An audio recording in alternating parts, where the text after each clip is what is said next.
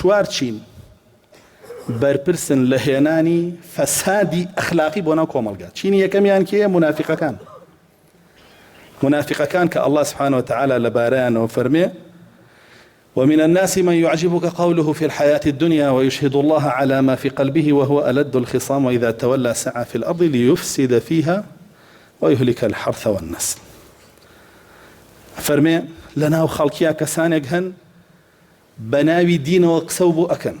يعجبك قوله في الحياة الدنيا توسر سامي قسا كان يبي واخوي بيشانا زور دل سوستا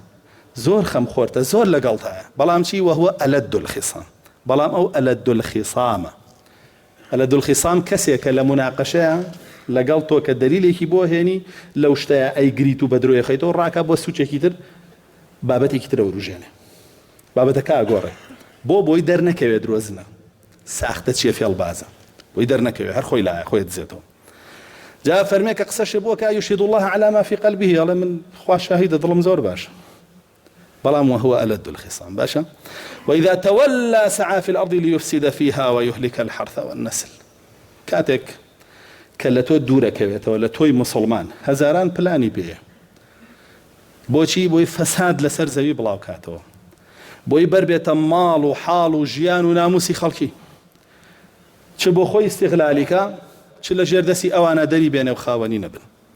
ئەمە چینی یەکەم لە منافقین. چینی دووەم یەهودە جوولەکەیە الله سبحانه وتعالى لەبارەیانەوە فەرمێ ويسعون في الأرض فسادا والله لا يحب المفسدين. فەرمێ یەهود بەردەوام لەسەر زەوی بەدوای فەسادەوەن قەت یەهودی نابینی لە ئیسلاحە کابرا هاتبوو بەیەمە یەهود مامۆساوە ئەوان حەزەکەن ببین بە دەوڵەت بۆ چییە مە خۆشمان نەوێن بۆ ڕقمان لێیان بێ ئێ بۆ نابی بە یەهودی تاو ببە بە یەهودی تاقیکەرەوە بابا الله سبحانه وتعالى باسي كردون لتجدن أشد الناس عداوة للذين آمنوا اليهود والذين أشركوا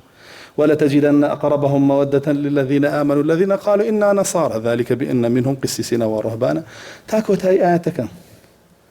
ولا آياتي ترى باسي كردو دوج سسر ساخترين دوج مني تو يهودية ومشركة توزي نصرانية كان خفيف ترين لا ترى باسي كردو كأفرمي كلما أوقدوا نارا للحرب أطفأها الله ويسعون في الأرض فسادا والله لا يحب المفسدين. تۆزێ قورئان بخوێنە ڕۆگاگە با دوژمنەکەی خوا بناسی کە تۆی دیعاواکەی خوا پەرستی تۆزێ قورئان دیراسەکە با بزانی ئەمانە چین وەکێن بۆیە یەهود ئەهلی فەساد بوون لەوەتەی هەن الله سبحانه وتعالى وا لەبارەیانەوە فەرمێ. پاشان هەموو تاغوتێ لەسەر زەوی ئەهلی فەسادە. الله سبحانه وتعالى لە قورئانە باسی فیرعەونەکە وباسي همو فراعنة كاني ترو همو طاغوت كاني تركا كهاوشيوي أون كفرمي الذين طغوا في البلاد فأكثروا فيها الفساد.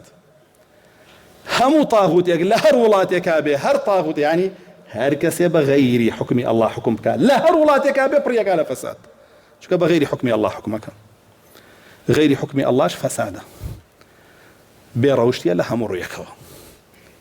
چيني چوارميش ئەوانن شوێن هەوا و ئارەزوو کەوتون چکە هەوا و ئارەزوو قەت فەرمانە بە چاکە پێ ناکە حەزەکانێ قەت پێ ناڵە چاکە بکە ولو اتبع الحق أهواءهم لفسدت السماوات والأرض ومن فيهن. ئەگەر بێت و تۆ حەق وەکو خۆی پەیڕەو نەکەی بیخیتە شوێن هەوا و ئارەزووی خەڵکی زەوی و ئاسمان و ئەوەشی لە ناویەتی هەر هەمووی فاسی دەبێت تیاچ میلەتێک مەشغوڵی هەڵقە و فلیم و گۆرانی و یاریزانی ئەو چوارچینە بێ بەتەمای چی لێ دەرچێ بەتەمای چ فەسادێ بێتە ناوی چینێت بەتەمای ڕەوش لەکوێ بدۆزێتەوە بەتەمای چۆن بگەڕێتەوە بۆ قورئان ها گەنج و پیر و لاوی یا هەڵقەکانیان سەیرەکەن یا فلیمەکانیان یا گۆرانیەکانیان یا ئەکتەرەکانیان یا یاریزانەکانیان بە هەموو شێوەیە بەدوایانەوە چەند ساڵە 35 ساڵەوە ئیتر تۆش دابنیشی لەسەر مینبەرێ جومعانە وتارێکی بۆ بدەی وتارەکەش ئەوە نەبێ کە یەک تۆز بەهۆش خۆیان بیهێنێتەوە بەڵکو وتارە بێ ڕایکەی تۆ مسڵمانی مادام هاتوویتە بەردەم من و بڕۆرەوە هەر مردیەکی دەبەهەشتەوە ئەوە دینی فێرکی ئەمە ناوبنەی دینی حەق بۆ خەڵک وەیە برا